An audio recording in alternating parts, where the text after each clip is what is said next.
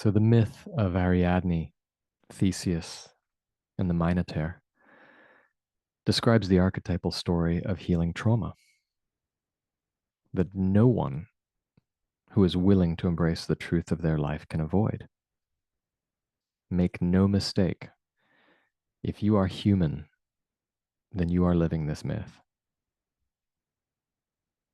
The story, like so many, begins with a king, a sovereign, which in the world of myth, folklore, and fairy tale is always a representation of the conscious ego and how it is currently ruling the kingdom of the psyche, the family, the company, the community, and or all of the above.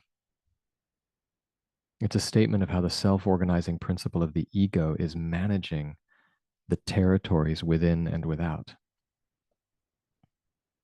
And this particular conscious ego was ruled by King Minos, who was a good and fair ruler, until one day an offer was made to him by Poseidon, the god of the ocean, an offer that is made to all of us and at many points in our lives.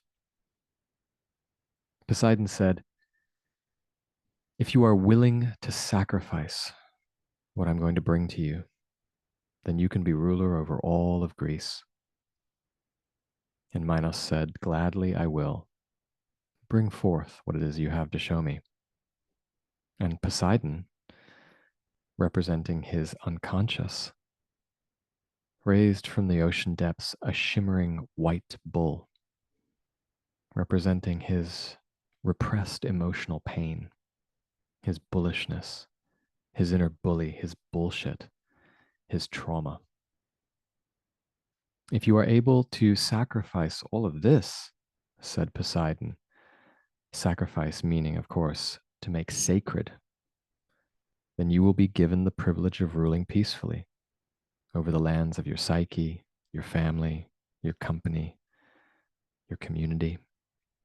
You will become overlord over yourself." And even here we are reminded of the Gospel of St. Thomas that says, "If you bring forth that which is within you, it will save you.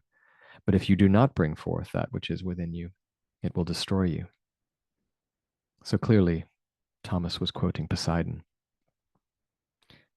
And yet the truth is that we almost never bring it forth. It is brought forth, and in spite of us.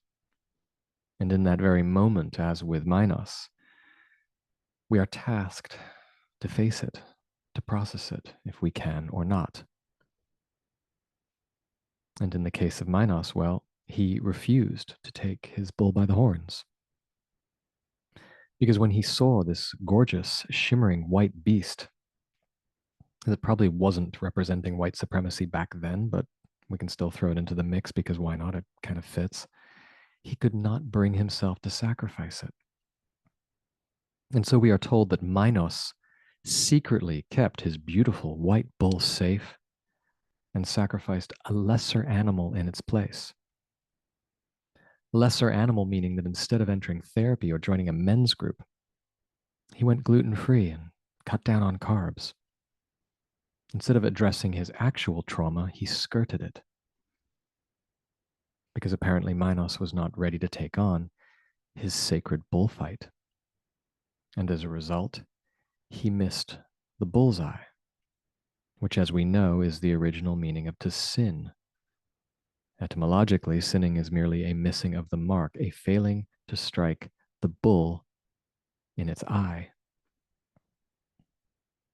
So in this way, Minos was not able to take on the responsibility of addressing his dysfunction and trauma that had emerged from the depths of his very own unconscious, as it does with all of us periodically, myself included, and always in an attempt to be healed.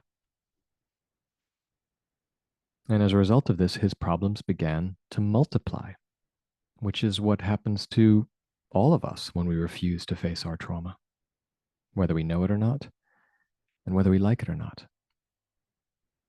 And what first happened in this cascading of trauma through the Minos family system is that his wife, Queen Pasiphae, fell in love with the bull. which is kind of a euphemistic way of putting it, because she had a child with it. Oh dear. And what the myth is really telling us here, very plainly and somewhat crudely, is that Minos's inner feminine and or his actual externalized anima projection in his wife were not able to hold him accountable for his dysfunction.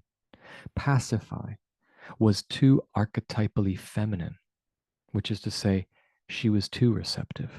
She was too all embracing, far too all embracing, like grossly over embracing, and as a result, enabled him and his trauma, which is why her name was Queen Pacify, because her own boundaries, her own natural immune response to trauma was pacified, neutered. And so instead of supporting him to appropriately exorcise and heal, as we will see Isis did with Osiris in our next myth, Pacify gave birth to more of it, which is to say, she replicated it, reproduced it, propagated it in their home and in their kingdom. And the result of all this, as we know, was a half human, half monster that quickly began a reign of terror over the entire kingdom, destroying, maiming, and devouring. And this was the famous Minotaur, the bull of Minos. The original origin of the word mine being a deep, dangerous chasm at the depths of which is buried something precious, which might also be the true encoded meaning of trauma. And so what did King Minos, the conscious ego in this story, do about the dysfunction that had been set loose by his unconscious and enabled by his pathologically boundaryless feminine aspects? Well, he attempted to sweep the Minotaur under the rug by building a labyrinth, which is to say a series of elaborate coping mechanisms and defensive strategies to conceal and suppress his trauma from the world, which is unfortunately what most of us still do. And to a point, Minos succeeded. The kingdom was saved, but it did not thrive. The psyche survived, but it did not flourish. And every year we are told that 7 maidens and 7 young men were sent into the labyrinth and fed to the Minotaur as tribute. 7 being the archetypal number most associated with transformation and growth. It takes an average of 7 years for complete cellular regeneration to take place.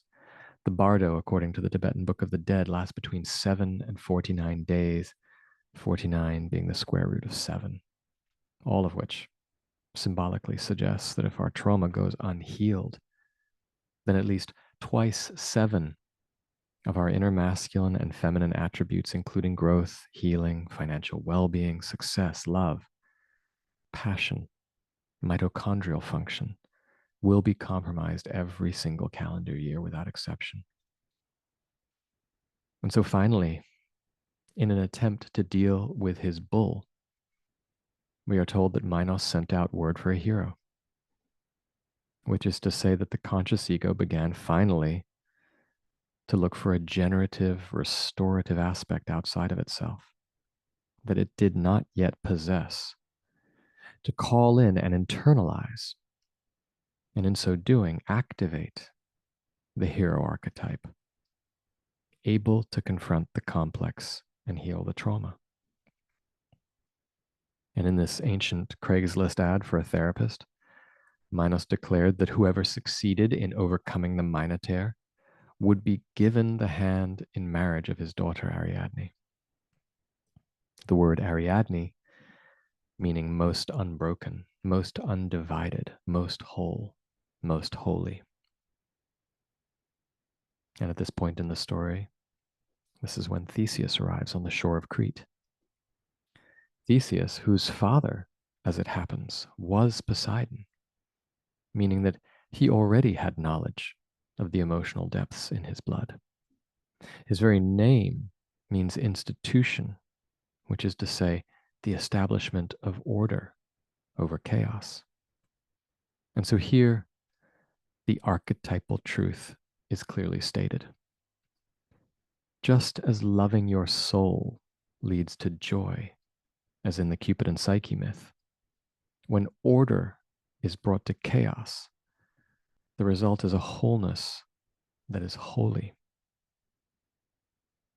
And so, as Theseus descends from the boat, we are told that he catches Ariadne's eye and they instantly fall in love.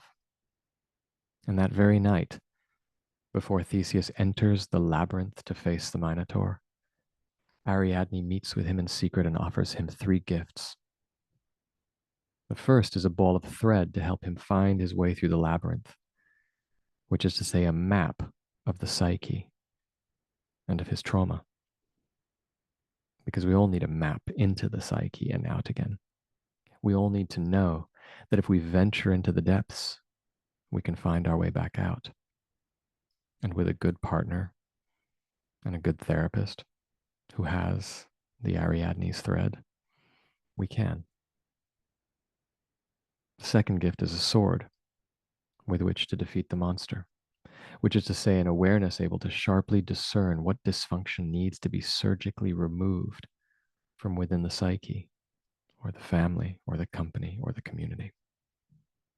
In psychological terms, we need to identify and lance the complex, the part of us that defends our bullshit, that protects it, enables it, and if allowed to propagate, undermine every aspect of our life. The third gift is Ariadne's love, which, as far as I'm concerned, is the power of the energetic heart in the center of the chest. And it is with these 3 gifts that Theseus enters the labyrinth of the psyche, confronts the complex of the Minotaur, and after an intense therapeutic struggle, is successful in healing the kingdom from trauma. And as a reward for his heroism, he is wed to Ariadne. And so the moral of the story is, when Poseidon comes to you, and he comes to us all, of course, sometimes after a hard week of work, or on Thanksgiving when the family gathers, and a very powerful emotional geyser of projective bullshit wants to erupt from within you, do what you can to sacrifice it, to make it sacred. And beware of anyone who claims to love you and yet enables it. So if you'd like to learn more about the psyche and healing trauma, you can find resources and trainings on aswordandthread.com. Thanks for listening, and peace in.